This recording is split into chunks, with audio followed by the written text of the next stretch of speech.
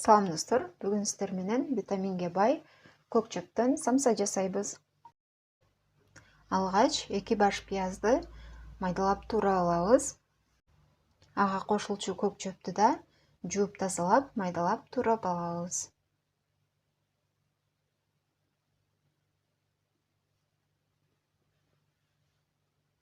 Эми казанга өсүмдүк майын коюп, алгач пиязды 3-4 мүнөт кууруп, андан соң көк чөптү салып, аны да 2-3 мүнөт кууруп алабыз.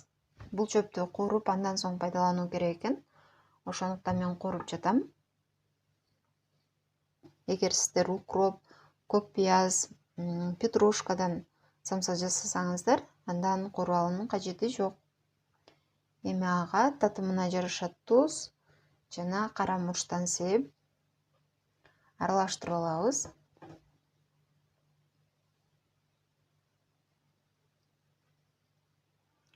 Даяр болгон соң идишке салып, муздатканы коебуз. Эми камырын жасайбыз. 1,5 чай кашык тузду 250 мг сууга эритип алабыз. 600 г унга 1 жумуртка, 70 г өсүмдүк майы жана туздуу суу менен орточо катуулукта камыр жууруйбуз. Эми аны целлофан менен жаап, 20-30 мүнөткө тыныктырганын коебуз. Камырыбыз даяр болгон соң майда бирдей бөлүктөргө бөлүп, тоголоктоп алабыз.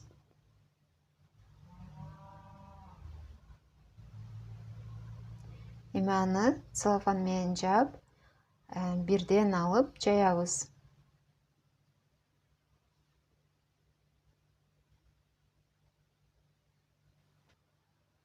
Мына ушинтип жука кылып жайып алабыз. Эми ага муздаган көк чөптү салып, четин жакшылап бекитип,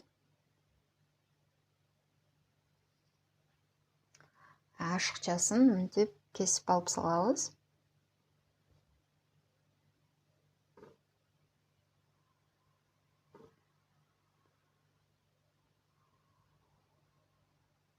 Эми орточо отто сковородканы ысытып, майды аз-аздан коюп, кууруп алабыз.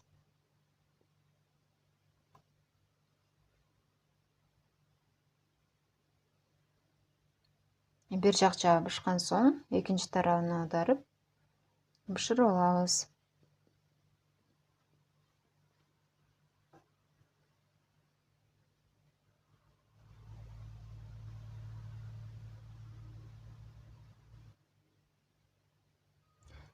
Мынакей биздин самсаларыбыз даяр болду.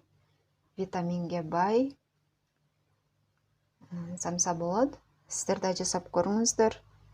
Видео жаккан болсо лайк басып, жакындарыңыз менен бөлүшүңүз. Кийинки видеолордон көрүшкөнчө саламатта калыңыздар.